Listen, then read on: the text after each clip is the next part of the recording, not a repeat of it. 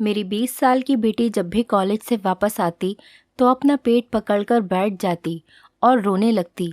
मुझसे कहती, माँ मेरे पेट में बहुत दर्द है। जब मैं उससे कहती कि चलो डॉक्टर के पास चलते हैं तो वो मना कर देती। मुझे उस पर शक होने लगा था, इसीलिए मैंने अपनी एक दोस्त जो कि डॉक्टर थी उसे घर पर बुला लिया। वो मेरी बेटी का चेकअप करके अपना सर पकड़कर बैठ गई और बोली, इसकी शादी मेरे 12 साल के बेटे से कर दो वरना ये मर जाएगी। मैं उसकी बात सुनकर बहुत ज़्यादा डर गई थी और अपनी जवान बेटी को खोना नहीं चाहती थी। मैंने तुरंत ही अपनी बेटी की शादी उसके बेटे के साथ कर दी। शादी के बाद मुझे ये देखकर बहुत ज़्यादा हैरत हुई कि वो तो ठीक होने लगी थी। मुझसे रहा नहीं गया तो एक रात मैंने उसके कमरे में छुपकर देखा तो मेरे पैरों तले से ज़मीन निकल गई, क्योंकि वो 12 साल का बच्चा। मेरा नाम मेघा है। माता पिता कभी भी अपने बच्चों के लिए कोई गलत फैसला नहीं करते और ना ही कभी उनका बुरा चाहते हैं। उनकी तो हमेशा यही कोशिश रहती है कि वो अपने बच्चों के लिए अच्छे से अच्छा करें, उनके बच्चे हमेशा अपनी ज़िंदगी में खुश रहें। लेकिन कभी कभी नेक माता पिता के बच्चे भी खोटा सिक्का निकल जाते हैं। मेरी बेटी की ज़िंदगी की कहानी मेरे अतीत से जुड़ी हुई है। मुझे लगता था कि अब सब कुछ ठीक हो गया है, पर ऐसा नहीं था। हमारा अतीत कभी कभी सालों बाद भी हमारे आगे आ जाता है। 20 साल बाद मेरा अतीत मेरे सामने आकर खड़ा हो गया था, लेकिन मैं कुछ नहीं कर सकती थी। मैंने जवान बच्चों के हाथों से ही धोखा खाया था। उसने मेरे भरोसे को तोड़कर रख दिया था। आज भी मुझे याद है, जब मैं जवान थी हम 2 बहनें थे। मेरी बहन मुझसे 2 साल बड़ी थी। जब हमने कॉलेज जाना शुरू किया तो मेरी बहन का बर्ताव मेरे साथ बदल गया। वो हर समय अपने आप में ही मगन रहती थी। एक दिन मेरी कॉलेज के दोस्तों ने मुझे बताया कि तुम्हारी बहन के पास मोबाइल है और वो किसी लड़के से बात करती है। मैंने उसकी बात पर भरोसा नहीं किया। समय बीतता गया। मेरी बहन रात को सबके सो जाने के बाद छुपकर छत पर चली जाती थी। आजकल वो बहुत खुश रहने लगी थी। जब मैंने उससे इस सब की वजह पूछी तो उसने मुझसे कहा कि ऐसी कोई बात नहीं है, बस कॉलेज ख़त्म होने वाला है, इसीलिए मुझे बहुत खुशी होती है कि मेरी इस पढ़ाई से जान छूट जाएगी। मैंने उससे कहा कि तुम्हें तो आगे पढ़ना था, तुम्हारा तो सपना था कि तुम पढ़ लिख कर कुछ बनना चाहती थी। लेकिन जवाब में उसने मुझसे कहा कि समय के साथ साथ इंसान के सपने और सोच बदलती रहती है। एक दिन मेरी माँ मेरा बेड साफ़ कर रही थी तो उन्हें मेरे बिस्तर में से मोबाइल मिला। वो मुझसे पूछने लगी कि ये मोबाइल किसका है। मैंने अपनी माँ से कहा कि मुझे नहीं पता कि ये मोबाइल किसका है और कहाँ से आया और कैसे आया। तब मेरी बहन बोली कि माँ ये झूठ बोल रही है, ये इसका ही मोबाइल है, मैंने खुद ये मोबाइल इसके पास देखा था। मेरी माँ ने मेरे ज़ोर से थप्पड़ मारा और वो मोबाइल उसी समय तोड़ दिया। मेरी बहन ये सब कुछ देखकर हंसने लगी। मुझे अब समझ में आया था कि मेरी बहन अपना मोबाइल मेरे पास छुपाती थी ताकि जब मैं उस मोबाइल को ढूंढने की कोशिश करूं तो वो मुझे ना मिले। और एक बार ऐसा ही हुआ था। इस सब के बाद माँ ने मेरा कॉलेज जाना बंद कर दिया और मुझ पर नज़र रखने लगी।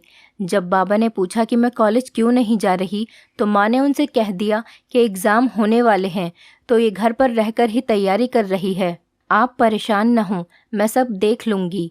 एक दिन बाबा ने कहा, मेरा दोस्त चाहता है कि अब हम अपने बच्चों की शादी कर दें, वो बड़े हो गए हैं।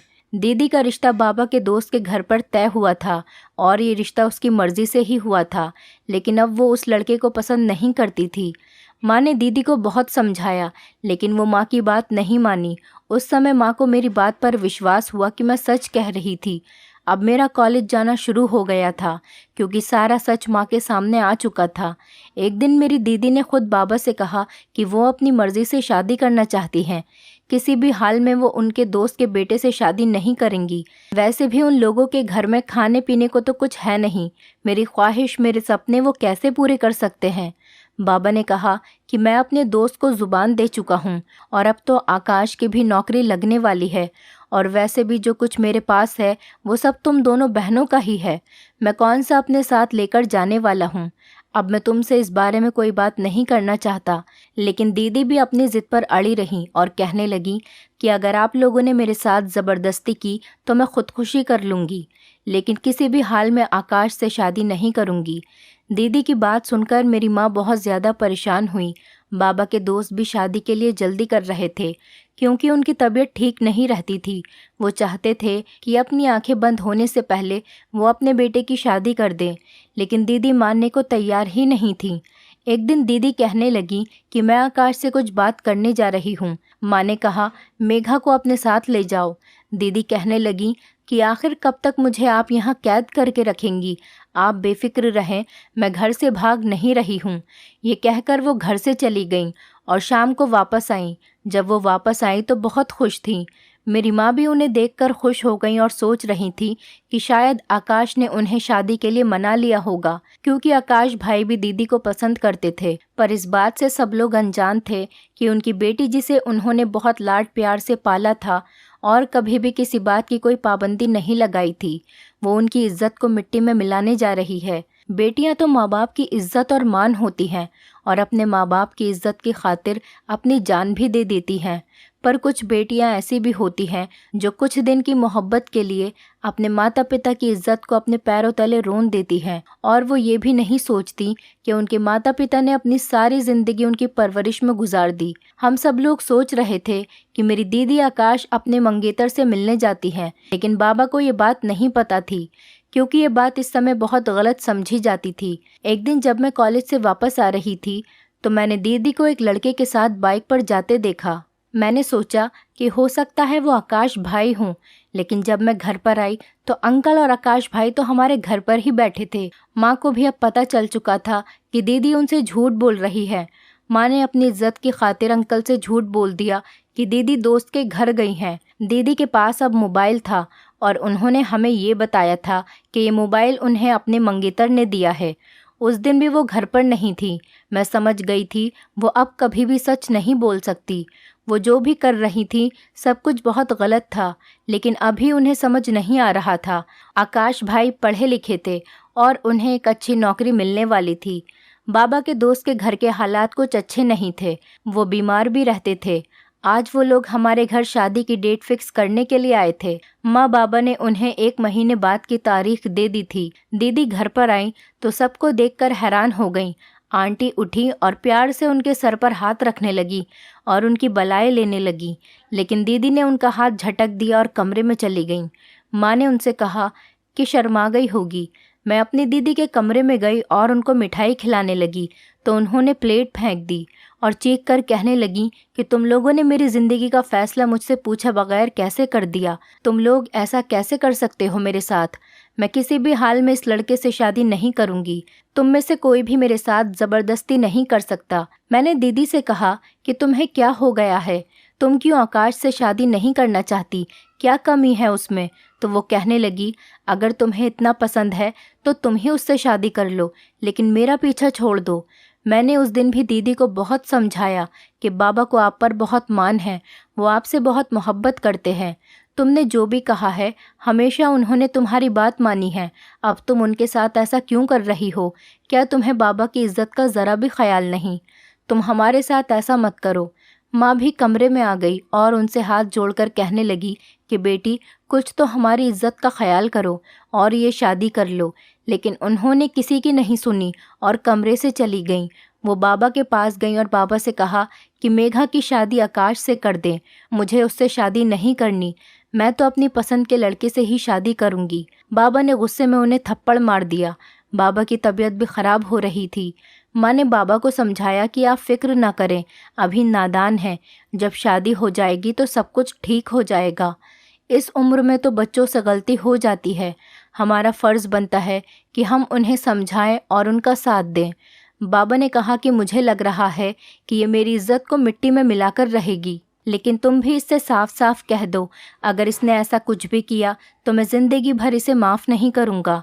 अगर इसे अपनी मर्ज़ी से शादी करनी है तो मेरी एक शर्त है, इससे कहो कि उस लड़के को यहाँ बुलाए। मैं उसी दिन इसकी शादी उस लड़के से करके इसे विदा कर दूँगा। उसके बाद हमारा इससे कोई रिश्ता नहीं रहेगा और ना ही ये मेरे घर में वापस आएगी। तुम भी इसे भूल जाना और सिर्फ इतना याद रखना कि हमारी एक ही बेटी है। ये सुनकर मेरी माँ रोने लगी, लेकिन जब दीदी को ये बात पता चली तो उन्हें ज़रा सा भी अफसोस नहीं हुआ, बल्कि वो तो बहुत खुश हो गई।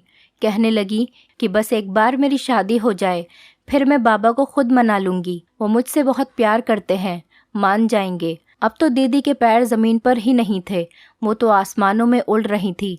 जब दीदी ने उस लड़के को घर बुलाने के लिए कॉल की तो उसने फ़ोन नहीं उठाया। बाबा बहुत ज़्यादा परेशान थे कि वो अपने दोस्त से क्या कहेंगे। शादी के दिन भी पास आ रहे थे और वो लड़का भी दीदी का फ़ोन नहीं उठा रहा था। दीदी अब टेंशन में बीमार रहने लगी और इसी बीच आकाश को भी सब कुछ पता चल गया था। आकाश इस बारे में दीदी से बात करने आया तो दीदी ने उन्हें बहुत ज़्यादा बेइज्जत किया। कहने लगी कि तुम्हारी हैसियत क्या है जो तुम मुझसे शादी करना चाहते हो। आकाश, जो दीदी का मंगेतर था, कि जब मैंने तुमसे पहली बार शादी के लिए कहा था तब तुमने मुझसे मना क्यों नहीं किया? 4 सालों में ऐसा क्या हो गया जो अब तुमने अपना फैसला बदल लिया? अगर तुम्हें मुझसे शादी नहीं करनी थी तो तुम उसी समय मुझसे इनकार कर देती। मैं कभी भी तुमसे रिश्ता नहीं करता, पर अब शादी की डेट फिक्स हो चुकी है, सब तैयारी पूरी हो चुकी है। अब मैं किसी भी हाल में पीछे नहीं हट सकता। अब बात मेरी इज्जत पर आ चुकी है। दीदी ने कहा, तुम्हें जो करना है वो कर लो, लेकिन मैं कभी भी तुमसे शादी नहीं करूंगी। वो लड़का अभी तक दीदी का फ़ोन नहीं उठा रहा था। दीदी उस लड़के के घर भी गई जहां वो रहता था, लेकिन उसका कुछ पता नहीं चल सका। उसके पड़ोसियों ने भी उसके बारे में कुछ नहीं बताया और तब मजबूर होकर दीदी को बाबा का फ़ैसला मानना पड़ा। बाबा ने उन्हें 10 दिन का समय दिया था। कहा था कि अगर वो इज्जत के साथ तुम्हारा रिश्ता मांगने आता है तो मैं तुम्हें उसके साथ विदा कर दूंगा। अगर नहीं आया तो तुम्हें मेरी बात माननी पड़ेगी। पर वो नहीं आया और ना ही उसने दीदी का फ़ोन उठाया। अब घर में शादी की शहनाइयाँ बजने लगी। सब मेहमान आने शुरू हो गए थे। दीदी का रो रो कर बुरा हाल था। माँ बाबा ने उन्हें बहुत समझाया कि माँ बाप कभी भी अपने बच्चों के लिए कोई गलत फैसला नहीं करते। माता पिता तो हमेशा अपने बच्चों को खुश देखना चाहते हैं। आकाश एक बहुत अच्छा लड़का है और वो तुम्हें बहुत खुश रखेगा। अगर जिससे तुम मोहब्बत करती हो वो लड़का सच्चा होता तो जिस दिन उसे तुम्हारे रिश्ते के बारे में पता चला था उसी दिन वो मुझसे बात करने के लिए आता, पर उसे सिर्फ तुमसे दिल लगी करनी थी। वो धोखेबाज था। लेकिन दीदी तो उसकी मोहब्बत में अंधी हो चुकी थी। वो सिर्फ अपना ही सोच रही थी। दीदी ने तो वैसे भी शुरू से बस अपना ही सोचा था। उनकी वजह से क्या कुछ हो जाएगा किसी को भी खबर नहीं थी। दीदी की शादी से कुछ दिन पहले मेरे लिए एक रिश्ता आया था। बाबा भी बहुत खुश थे। बाबा ने मेरा रिश्ता तय कर दिया था और सिर्फ घर वालों की मौजूदगी में ही मेरी मंगनी भी कर दी थी। ये सब बहुत अचानक हुआ था कि वो उन लोगों को जानती हैं और वो बहुत अच्छे लोग हैं। बुआ ही मेरे लिए रिश्ता लेकर आई थी। मैंने तो सोचा भी नहीं था कि इतनी जल्दी मेरा रिश्ता हो जाएगा। माँ ने बताया कि वो काफ़ी दिनों से तुम्हारा रिश्ता मांग रहे थे। लड़के ने तुम्हें देखा हुआ है और तुम्हें पसंद करता है। बुआ कह रही थी कि लड़का बहुत अच्छा है और खाते पीते घर का है। मेरी बेटी तो बहुत खुशनसीब है। मुझे ये जानकर खुशी हो रही थी कि जिस लड़के ने मेरा रिश्ता भेजा है उसने मुझे पहले से देख रखा है। मुझे तो अपनी खुशकिस्मती पर यकीन नहीं आ रहा था। जब मेरी दीदी को सब कुछ पता चला तो वो बहुत गुस्से में कहने लगी कि मैं तो आपकी सौतेली बेटी हूँ जो मेरी एक कंगाल लड़के के साथ शादी कर रहे हैं, जिसके पास मुझे ठीक से 2 वक्त का खाना भी नहीं मिल सकेगा, जो मुझे गरीबी के अलावा और कुछ नहीं दे सकता। मैंने दीदी को समझाया कि किस्मत बदलने में देर नहीं लगती।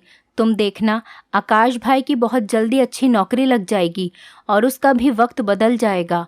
मुझे भगवान पर पूरा भरोसा है और तुम भी ज़्यादा अनाप शाप मत बोलो। एक दिन मेरी नंद घर पर आई और उसने अपने भाई से मेरी बात करवाई। उस दिन पहली बार मैंने अपने होने वाले पति से बात की थी और शायद ये मेरी पहली और आखिरी बात थी। मैं नहीं जानती थी कि अब कौन सी मुसीबत हमारे घर पर आने वाली है। मेरी बहन की शादी का दिन आ गया था और वह बहुत सदमे की हालत में बैठी थी। मेरी कज़िन कहने लगी, तुम तो ऐसे मुंह बनाकर बैठी हो जैसे ज़बरदस्ती तुम्हारी शादी कर रहे हो। सच तो यही था जो लोगों को लग रहा था। माँ ने उन लोगों से बहाना बनाया और दीदी को वहाँ से ले गई। अब बारात भी आ चुकी थी, लेकिन किसी को नहीं पता था कि आने वाले पल में सब लोगों पर क्या क़यामत टूटने वाली है। जैसे ही बारात आई सब लोग बारात देखने चले गए। मैं बहुत खुश थी कि मेरी बहन की शादी है। जब मुहूर्त का समय आया और पंडित जी ने दुल्हन को बुलाने के लिए कहा, मेरी माँ मेरी दीदी को लेने गई, लेकिन वो अपने कमरे में नहीं थी। वो वहाँ से भाग चुकी थी। जाते हुए वो एक लेटर छोड़ कर गई थी। उस लेटर में लिखा था, आप लोग मुझे इस शादी के लिए मजबूर नहीं कर सकते। मैं आप लोगों के लिए अपनी खुशियों को नहीं छोड़ सकती, इसीलिए मैं ये घर छोड़कर जा रही हूँ। ये सुनते ही बाबा की हालत बहुत ज़्यादा ख़राब हो गई। बाबा के दोस्त को और उनकी फैमिली को भी सब कुछ पता चल चुका था। सब लोग दुल्हन के आने का इंतज़ार कर रहे थे, पर वो तो अपने बाप की इज्जत उतार कर चली गई थी। बाबा रोते रोते कह रहे थे कि मुझसे क्या गलती हो गई, ऐसी क्या कमी रह गई थी मेरी परवरिश में, जो मेरी बेटी ने एक बार भी मेरी इज्जत का नहीं सोचा। अब मैं लोगों को क्या मुंह दिखाऊंगा, सबसे क्या कहूँगा कि मेरी बेटी अपनी शादी छोड़कर कहाँ चली गई। पापा के दोस्त ने कहा कि तुम फिक्र मत करो, मेघा हमारी भी बेटी है। अगर आपकी एक बेटी हमारे घर की बहू नहीं बन सकी तो क्या हुआ, दूसरी बेटी बन सकती है। बाबा ने मेरी तरफ देखा, मुझे उनकी आंखों में एक उम्मीद दिखाई दी थी। ये सुनकर मैं अपनी माँ के गले लगकर रोने लगी। मैंने माँ से मना किया, ऐसा नहीं करें। बाबा ने भी अपने दोस्त से कहा कि मेघा की तो मंगनी हो चुकी है, मैं उन लोगों से क्या कहूँगा। तब बाबा के दोस्त ने कहा कि मंगनी ही तो हुई है, शादी तो नहीं हुई। उनसे कह देना कि मेघा की शादी जहाँ होनी थी वहाँ हमने कर दी। इस तरह अचानक से मेरी आकाश से शादी हो गई, जिसके बारे में मैंने कभी ऐसा सोचा भी नहीं था।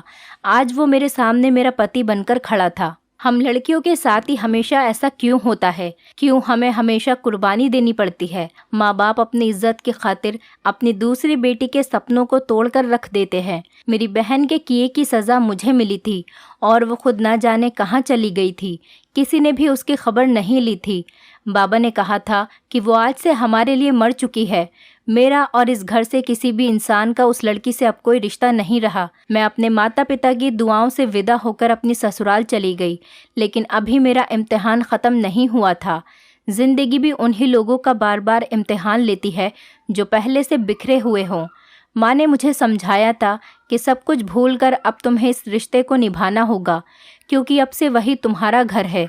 लेकिन एक लड़की का कभी अपना घर नहीं होता, वो तो हमेशा एक जगह से दूसरी जगह जाती रहती है। सारी उम्र माँ बाप के घर पर यही बात सुनती हैं कि पराया धन है, कल को तुम्हें अपने घर जाना है।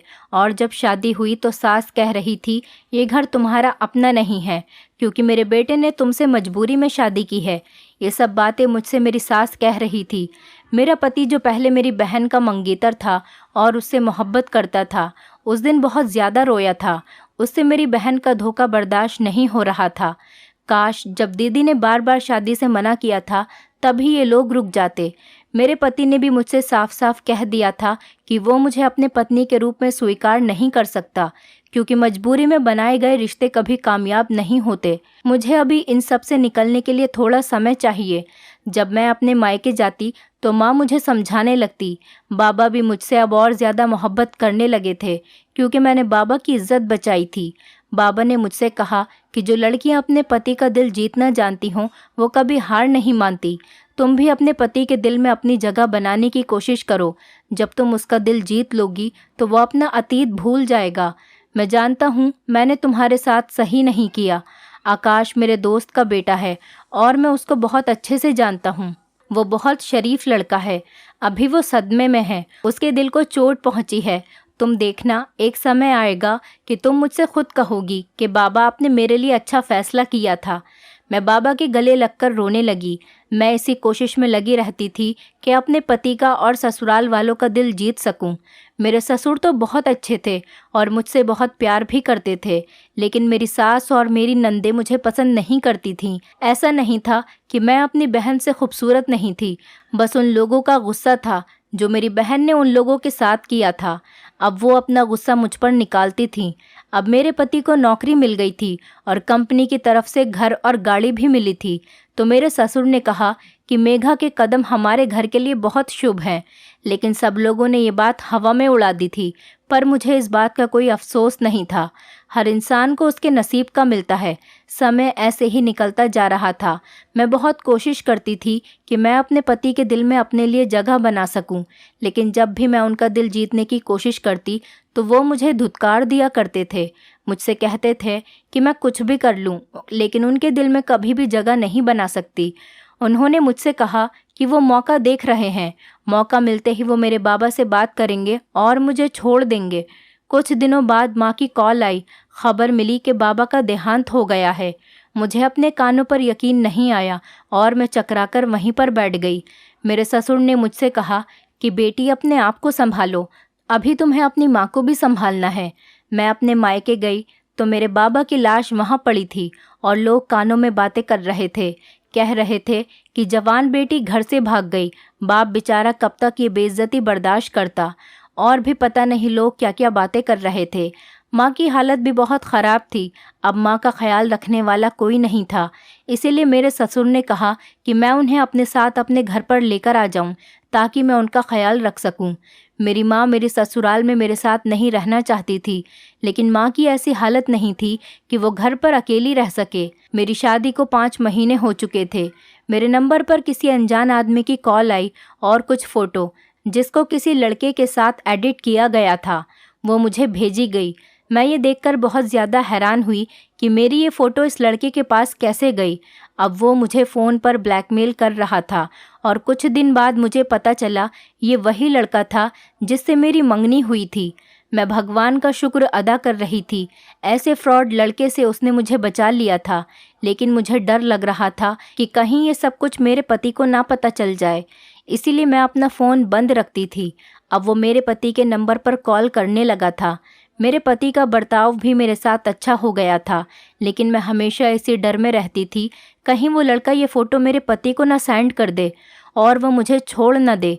एक दिन मेरे पति के पास किसी की कॉल आई और वो अपना सर पकड़कर वहीं पर बैठ गए। मैंने उनसे पूछा कि क्या हुआ, तो वो कहने लगे कि तुम्हें एक बात बतानी थी, लेकिन तुम्हारे बाबा के देहांत की वजह से मैं तुमसे बात नहीं कर पाया था। मैंने कहा, ऐसी क्या बात है, बताइए मुझे।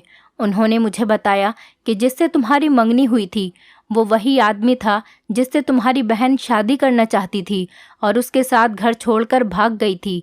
लेकिन वो लड़का अच्छा नहीं है।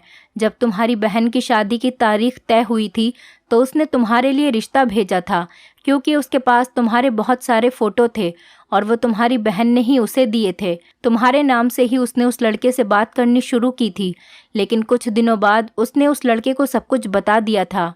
तब उस लड़के ने कहा था कि मुझे फ़र्क नहीं पड़ता कि तुम कौन हो, मैं सिर्फ तुमसे मोहब्बत करता हूँ। और उसने ये सब तुम्हारे बाबा की जायदाद के लिए किया था। उसने पहले ही सब कुछ पता कर लिया था कि तुम्हारे बाबा के पास कितनी ज़मीन जायदाद है, लेकिन तुम्हारी बहन यही समझती रही कि वो उससे सच्ची मोहब्बत करता है, इसीलिए जो वो लड़का कहता था वो वही करती थी और उसी के कहने से शादी वाले दिन वो घर से भाग गई। जब उसने तुम्हारी बहन से जायदाद की बात की तो उसे पता चला कि सब कुछ मेघा के नाम पर है, क्योंकि तुम्हारे बाबा ने पहले ही सब कुछ तुम्हारे नाम पर कर दिया था।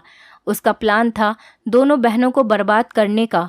उसने सोच रखा था एक से शादी कर लूँगा और दूसरी को भी अपनी मीठी मीठी बातों में फंसा कर रखूँगा। इस तरह से तुम्हारे बाबा की करोड़ों की जायदाद उसे मिल जाएगी। लेकिन उसका सारा प्लान फेल हो गया, तो उस लड़के ने तुम्हें तुम्हारे फ़ोटो से ब्लैकमेल करना शुरू कर दिया और घर पर भी तुम्हारी फ़ोटो एडिट करके सबको दिखा दी। मुझे लगा था कि शायद तुम भी अपनी बहन की तरह धोखेबाज हो, पर जब वो तुम्हारे नंबर पर कॉल करता तो तुम घबराकर फ़ोन काट देती और फ़ोन बंद कर देती थी। मैं ये सब कुछ नोटिस कर रहा था। फिर एक दिन मैंने तुम्हारे मोबाइल से वो नंबर लिया और अपने दोस्त से उस नंबर की इन्फॉर्मेशन निकलवाई। फिर मैं उस तक पहुंच गया। जिस दिन तुम्हारे बाबा की डेथ हुई उसके अगले दिन ही तुम्हारी बहन का मेरे पास फ़ोन आया था और वो मुझसे अपने किए की माफ़ी मांग रही थी। उसने मुझे बताया उस लड़के ने उसे धोखा दिया है। वो कहता है कि अपने बाप से पैसे लेकर आओ, लेकिन सब कुछ तो मेघा के नाम पर है। मैं कहाँ से लाकर दूँ उसे पैसे? उस लड़के ने मुझे धक्के मारकर अपने घर से निकाल दिया और मुझसे शादी भी नहीं की। तुम्हारी बहन घर आना चाहती है और अब वो लड़का जेल में है। वो पहले से ही शादीशुदा था और उसके बच्चे भी हैं। उसकी पत्नी ने उसके ऊपर केस कर दिया। उसकी पत्नी ने ही मुझे सब कुछ बताया है।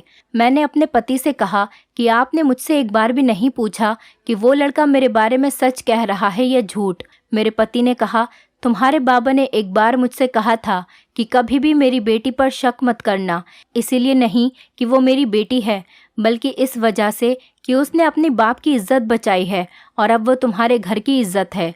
तुम भी अपना अतीत भूलकर मेघा को अपना लो, क्योंकि जो बेटियां बाप की इज्जत की खातिर अपना सर झुका देती हैं वो बहुत पाक दामन और मोहब्बत करने वाली होती है। वो कभी भी तुम्हारा भरोसा नहीं तोड़ेगी।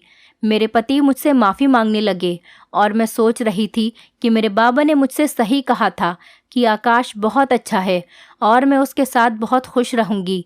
उसने मेरे कहे बगैर ही सब कुछ संभाल लिया था, वरना पता नहीं क्या हो जाता। मेरी बहन एक दिन घर आई और सबसे माफ़ी मांगने लगी, लेकिन किसी ने भी उसे माफ़ नहीं किया। अब वो दर दर की ठोकरें खा रही थी। मेरी शादी को भी 3 साल हो गए थे और मैं प्रेग्नेंट थी। अब मेरी सास का बर्ताव भी मेरे साथ अच्छा हो गया था। वो मेरा बहुत ख्याल रखती थी। मैंने भी सब कुछ भूलकर एक नई ज़िंदगी की शुरुआत की थी। कुछ दिनों बाद ही मेरे घर में एक प्यारी सी बेटी ने जन्म लिया था। मेरा पति बहुत खुश था। ऐसे ही वक्त गुजरता गया और मेरे बच्चे स्कूल से कॉलेज जाने लगे। मेरे 4 बच्चे थे। सबसे बड़ी मेरी बेटी थी। जब मेरी बेटी पैदा हुई थी तो मेरे परिवार वाले और मैं बहुत ज़्यादा खुश थे, पर अब जैसे जैसे वो बड़ी हो रही थी वो बहुत ज़्यादा चिड़चिड़ी होने लगी थी। अपने भाइयों से भी लड़ती रहती थी और हमसे भी अच्छे से बात नहीं करती थी। पता नहीं क्यों वो मुझसे दूर होती जा रही थी। जब मैं उससे वजह पूछती तो वो कहती कि मम्मा, आप तो मेरे पीछे पड़ी रहती हो। वो सिर्फ अपने कमरे में अकेली रहती थी, किसी से बात भी नहीं करती। जब एक दिन मेरी बेटी का रिश्ता आया तो हमने मना कर दिया, क्योंकि वो अभी पढ़ रही थी और अभी हमारा उसकी शादी का कोई इरादा नहीं था। लेकिन वो लोग पता नहीं कैसे थे, हमारे मना करने के बाद भी बार बार हमारे घर पर रिश्ता लेकर आने लगे। जब हमने उनकी बात नहीं मानी तो वो धमकियों पर उतर आए। मेरे पति ने उन लोगों की छानबीन निकाली तो मेरे पैरों तले से ज़मीन निकल गई। इतने सालों बाद आज मेरा अतीत मेरे सामने आकर खड़ा हो गया था। मेरी 20 साल की बेटी जब भी कॉलेज से वापस घर आती तो अपना पेट पकड़कर रोने लगती और कहती कि मेरे पेट में बहुत दर्द हो रहा है। जब मैं उससे कहती कि बेटा चलो डॉक्टर के चलते हैं तो वो मना कर देती। इसीलिए मैंने सोचा कि मेरी एक दोस्त जो कि डॉक्टर थी उसे घर बुलाकर चेकअप करवा लेती हूँ। जब मेरी दोस्त ने उसका चेकअप किया तो वो सर पकड़कर बैठ गई और मुझसे कहने लगी, अपनी बेटी की शादी आज ही मेरे 12 साल के बेटे के साथ कर दो, वरना वो मर जाएगी। मैं बहुत ज़्यादा डर गई थी। मैं अपनी बेटी को खोना नहीं चाहती थी, इसीलिए उसकी शादी उसी दिन कर दी। मुझे ये बात बहुत हैरान कर रही थी कि शादी के बाद वो सही होने लगी थी। मैं जानना चाहती थी कि आखिर ये राज क्या है। इसीलिए मजबूर होकर एक दिन मैंने अपनी बेटी के कमरे में चुपके से झांका तो वहाँ कोई 12 साल का लड़का नहीं था, बल्कि वही लड़का था जो मेरी बेटी का रिश्ता लेकर आया था। और वो उसी का बेटा था जिसने मेरी बहन को धोखा दिया और उसके साथ साथ मेरी भी ज़िंदगी बर्बाद करने की कोशिश की थी। मेरे पति ने मुझे समझाया था कि अपनी दोस्त की बातों में मत आओ, हमारी बेटी को कुछ नहीं हुआ है, वो बिल्कुल ठीक हो जाएगी। लेकिन मैं नहीं मानी। जिस पर भी मैंने भरोसा किया उसने ही मेरे भरोसे को तोड़ कर रख दिया। मेरी दोस्त के साथ साथ मेरी बेटी ने भी मुझे धोखा दिया था। मुझे देखते ही मेरी बेटी के चेहरे का रंग उड़ गया और कहने लगी, मम्मा मम्मा, मैं विनय से बहुत प्यार करती हूँ, इसीलिए मैंने ये सब कुछ नाटक किया, आप मुझे माफ़ कर दें। मैंने उससे कहा कि तुम बिल्कुल अपनी मासी पर गई हो, उसने भी ऐसे ही अपने माँ बाप को धोखा दिया और भाग गई थी। और इस लड़के का बाप तो ऐसा नाग है जो कभी भी डसना नहीं भूलता। मेरे पति को जब ये सब कुछ पता चला तो उसने हमारी बेटी को घर से निकाल दिया। मेरी बेटी ने मुझसे कहा कि अगर आपको आपका प्यार नहीं मिला तो आप मुझसे मेरा प्यार क्यों छीनना चाहती हैं। मासी बिल्कुल सही कहती हैं कि आप दूसरों का हक छीन लेती हैं। मेरे पति ने उसे ज़ोर से थप्पड़ मारा और उन दोनों को घर से निकाल दिया। उस दिन मैं बहुत ज़्यादा रोई थी। मेरी बहन ने मेरे हंसते बसते घर को उजाड़ दिया था। मेरी बहन चाहती थी कि मैं अपने पति को छोड़ दूं और वो उससे शादी कर ले, क्योंकि अब आकाश के हालात बहुत ज़्यादा बदल चुके थे। अब आकाश के पास गाड़ी बंगला सब कुछ था और जिस वजह से मेरी बहन ने आकाश से शादी करने के लिए मना किया था, आज वो सब कुछ आकाश के पास था। लेकिन ये सब कुछ तो नसीबों का खेल होता है। जब मेरी माँ ने उसे समझाया था तो वो ये बात नहीं समझी थी। एक दिन मेरी बहन का एक्सीडेंट हो गया और वो अपने हाथ पैरों से लाचार हो गई। मेरे पति मुझसे बहुत प्यार करते थे, वरना पता नहीं मेरा क्या होता। मैंने अपनी बेटी को भी समझाने की बहुत कोशिश की कि ये लड़का तुम्हारे लायक नहीं है, और जब हमने उसके रिश्ते से मना कर दिया तो उन दोनों ने मिलकर ये प्लान बनाया और पेट के दर्द का नाटक करके मुझे बेवकूफ़ बनाया। वो ये भूल गई थी कि माता पिता अपने बच्चों के लिए कभी भी बुरा नहीं सोचते। अभी मेरी बेटी रोती हुई मेरे घर पर आई और मुझसे माफ़ी मांगने लगी, कहने लगी कि मम्मा मैं भटक गई थी कि मासी ने मुझे आपके खिलाफ़ कर दिया था, लेकिन मुझे सब कुछ पता चल गया है कि उन्होंने आपके बारे में जो भी कहा था वो सब कुछ गलत था। मेरे पति ने मुझे डिवोर्स दे दी और धक्के मारकर अपने घर से निकाल दिया। मेरे पति ने मेरी बेटी को माफ़ नहीं किया और कहने लगे कि हमारी कोई बेटी नहीं है। मैंने अपने पति से कहा कि मैंने आज तक आपसे कुछ नहीं मांगा, आज मांग रही हूँ। हमारी बेटी से भूल हो गई थी, इसे माफ़ कर दो। वो शादी कर कर ही उस घर से गई थी। औलाद तो कितनी भी बड़ी गलती कर ले, लेकिन माँ बाप के लिए तो वो प्यारी ही होती है। मेरे पति ने भी उसे माफ़ कर दिया। औलाद को भी ये बात याद रखनी चाहिए, जिन माता पिता ने उसे जन्म दिया उनके लिए अपनी ख्वाहिशों को मारा। उनके माता पिता का सबसे ज़्यादा हक उन पर होता है। अगर कोई बाहर से आकर कहे कि वो आपसे बहुत मोहब्बत करता है तो वो झूठ बोल रहा है, क्योंकि आज के समय में कोई किसी से मोहब्बत नहीं करता। बस सब लोग अपना दिल बहलाते हैं और छोड़कर चले जाते हैं। इसलिए बहुत सोच समझकर भरोसा करें। दोस्तों, उम्मीद करती हूँ आपको हमारी कहानी पसंद आई होगी। कहानी पसंद आई है तो वीडियो को लाइक करें, चैनल पर नए हैं तो चैनल को सब्सक्राइब करें और हाँ, नोटिफिकेशन बेल को ज़रूर दबाएं ताकि अगली अपडेट सबसे पहले आपको मिले।